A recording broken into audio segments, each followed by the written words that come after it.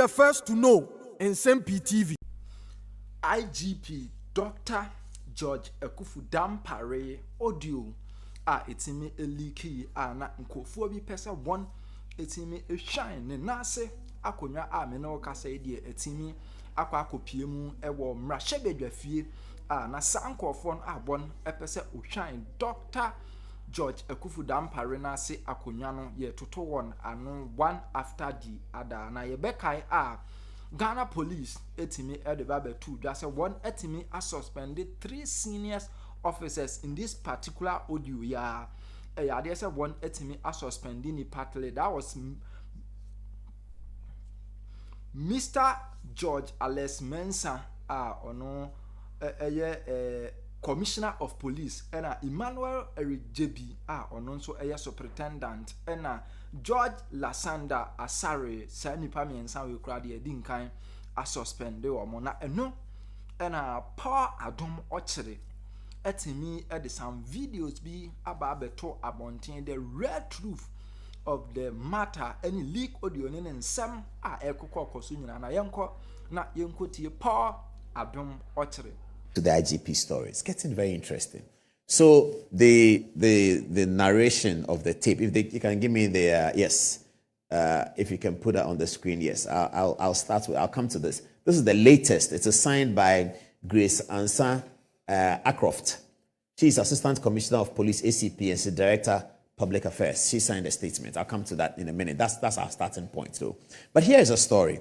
So we all wake up one morning and then there's a conversation between some people. We don't even know who they are. I didn't know Bugi Nabu that well. So people told me that it's Bugi Nabu. Can't you hear his voice? I said, I don't know his voice that well.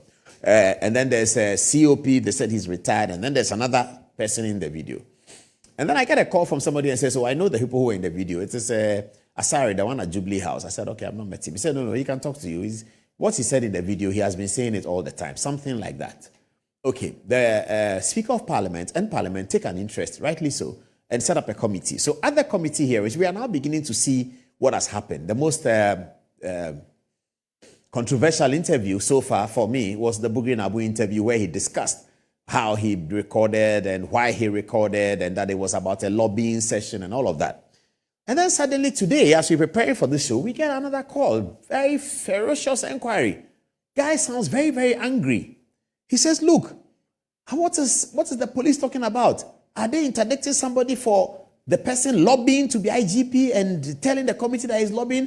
Didn't Dr. Dampare lobby to be IGP? I'm the one that he lobbied. He came here, he gave me his card. I went to give it to the president. I said, hey, stop. These things you are saying, please, stop.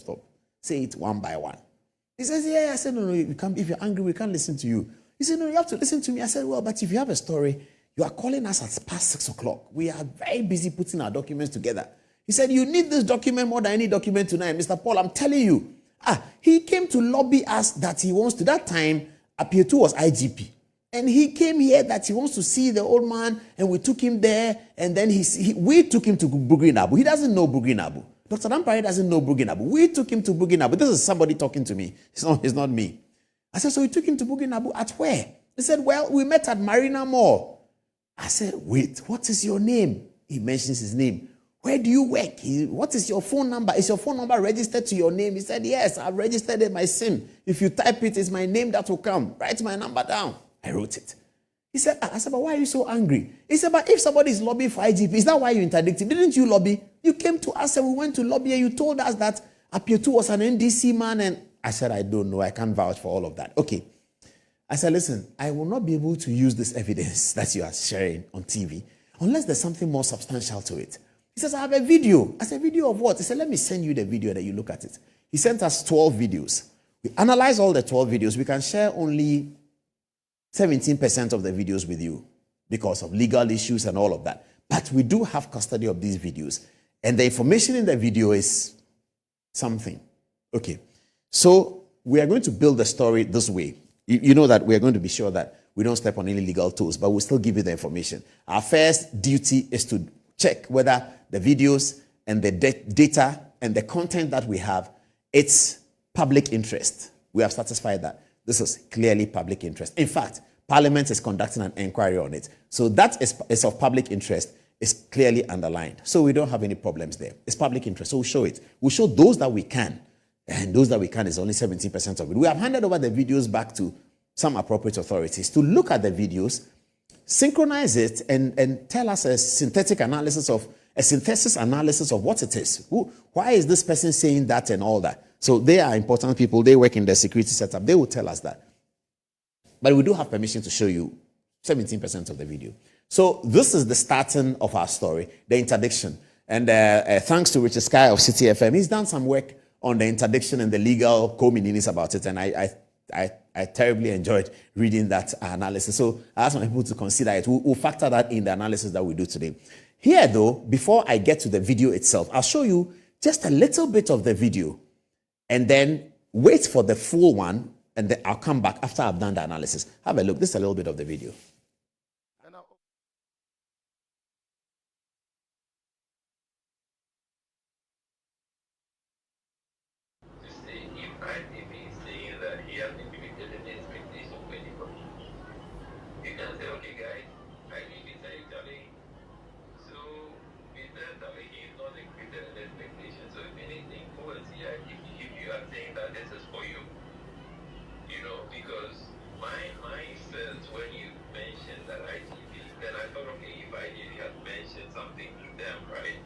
If IGP said this, he's telling lies.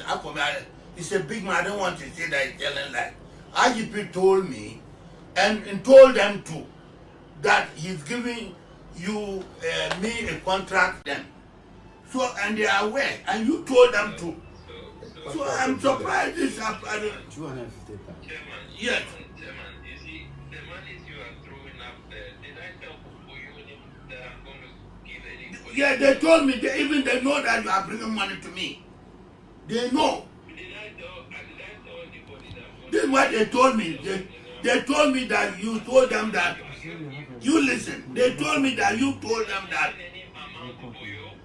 Pardon?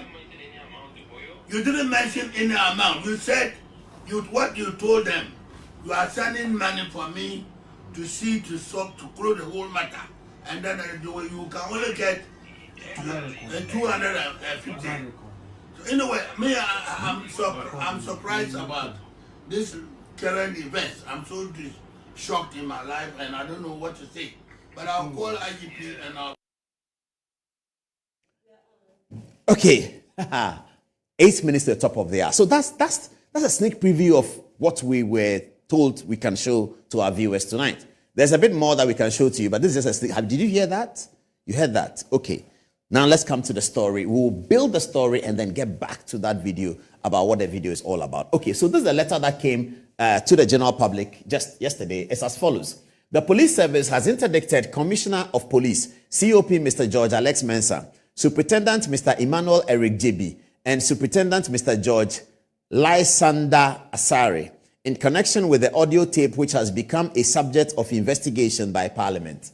Oh, okay.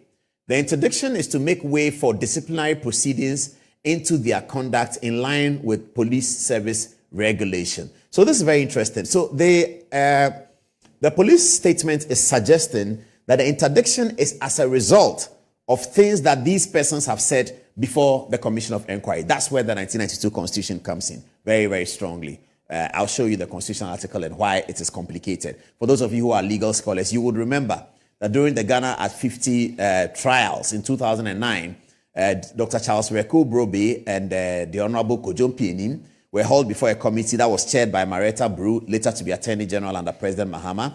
And they had given testimony about the work they had done at Ghana at 50. Later on, the Attorney General Betty Moe tried to prosecute them. Their lawyer, Justice, incidentally, is very interesting. Their lawyers were, His Lordship Justice, well, their lawyers were Unreleased, as he then was, but of course now Justice of the Supreme Court, and Tony Akoto Ampa for Reku Brobe and Unreleased for Nsem-Pii.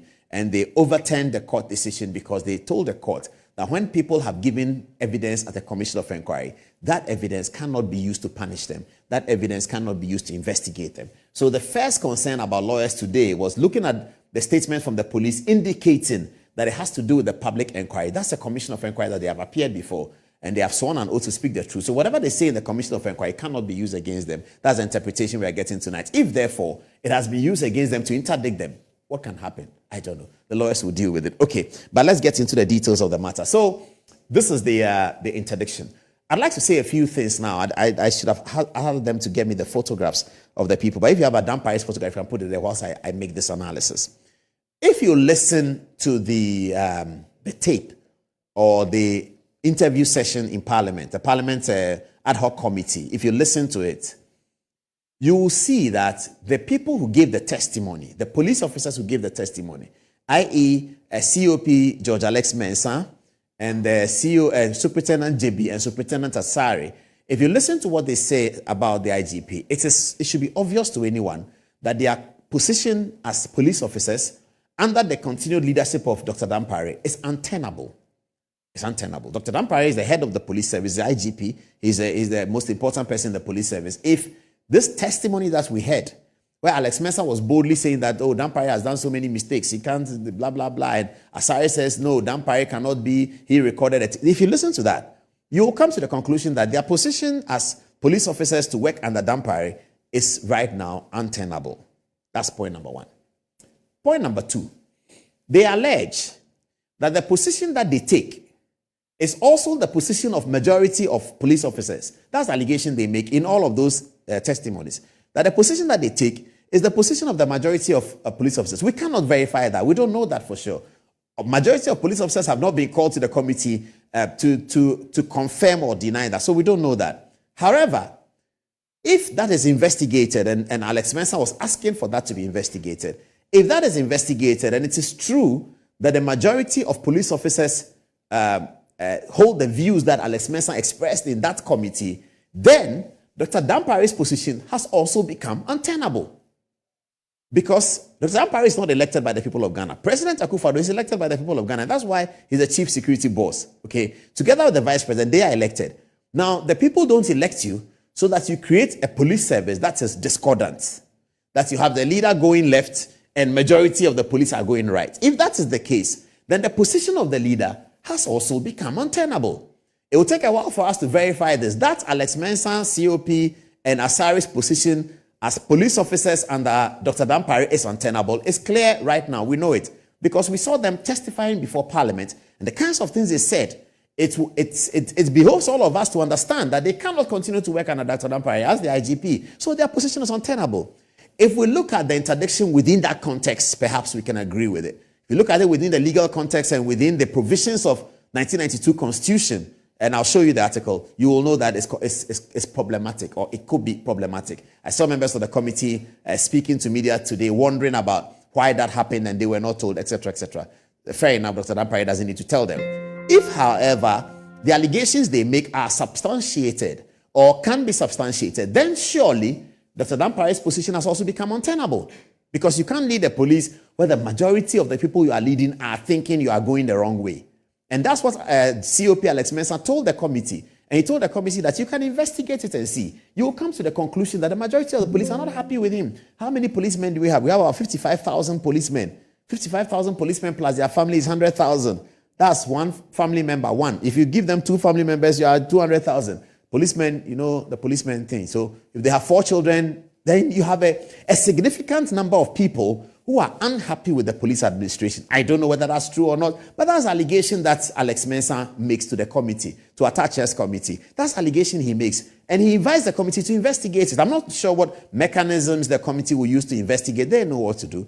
But if they can investigate and come to that conclusion, surely the IGP's position is untenable as well. Okay, now let's get into the details of the analysis. Let me go to Richard Sky. If you have it, they'll put it on quickly, and then I'll look at it in terms of what he's saying, and then I'll come to the videos and his boogieing up. Okay, can you put it bigger?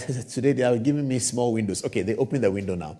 Yes, the suspension of police officers caught up in the leaked tape scandal, which occurred shortly after some or all of them testified before Samuel Atache's parliamentary committee, seems to present a legal enigma that calls for a closer look at Article 1214 of the 1992 Constitution. Let me know whether you have the constitutional article as well, Maureen, then I can take it. Okay, this constitutional provision is like a legal force field it says that when individuals answer questions posed by Parliament, their responses cannot be used against them in regular legal cases, whether they are civil or criminal. However, there's a little twist. If someone accuses them of lying under oath, perjury, then what they said in Parliament can be used against them. It's essentially a safeguard to shield people from their own words, in most cases outside Parliament, unless they are accused of telling lies. I think he wants to say, okay, so the understanding is that if somebody appears before a committee in Parliament and says that, oh yes, I was there when they recorded the thing, I deliberately did it, and oh yes, we did that operation because of that. Oh yes, we purported to commit that crime because of this and that and that. All that gamut of information that the person presents, having spoken under oath, cannot be used against him either in civil or criminal cases. It cannot be used against him. That's the position of the constitutional article 1214. That's the position. So Alex Mensah goes to the committee and said, yes, I was lobbying to be IGP. Yes, I was. I told Bugin Abu to go to the president and lobby for me to be IGP. That testimony would appear to give him a mental state of undermining the IGP. But it cannot be used against him unless you can show that he perjured himself before the committee, that the things he told the committee he knew or ought to have known that they are not true. In that case, you can use it against them. And without that, you can't use it against them. So if you juxtapose that against the police statement, which says that they have been interdicted on account of testimony they gave to a parliamentary committee, that's problematic. Interdiction is a punishment. They are being punished for testimony they gave, something that Article 121 says you cannot do. And high court rulings have been given on that. So we'll go on and see what it is. Okay. But here's a twist, he says. Why did the police service seem to drag his heels, waiting until after a public grilling by a parliamentary committee had already started before suspending these officers? It's like a legal waiting game of some sort. Okay. Moreover, there are real concerns about whether the upcoming disciplinary proceedings will be conducted fairly and impartially, free from any influence brought about by entirely understandable public sentiments against the suspended officers. His worry is particularly valid because of the rather unsettling nature of their testimonies before the Parliamentary Watchdog Committee. Okay, I think the point that is being made is that now they are interdicted under a disciplinary situation. These are people who have directly attacked the IGP.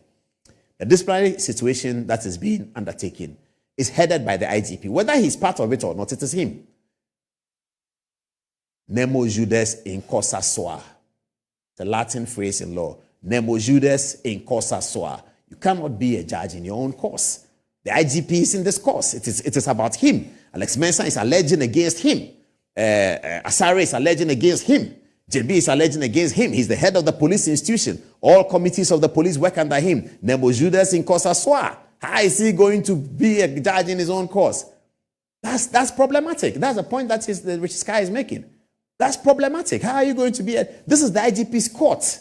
And he's going to treat people, discipline people in the court who have accused him of something. He's not an arbiter. He's not an unbiased arbiter. He's a completely biased arbiter. If he wants to be an arbiter, he cannot be an arbiter in that situation. The Anglo-Saxon common law does not allow a biased arbiter. This is not civil law. Civil law, they do. They call them judge advocates. In common law, we don't. In common law, we don't do that. The umpire must be completely unbiased. That is why you hear Opuni go to court and say that Justice Honenuga can no longer sit on my matter.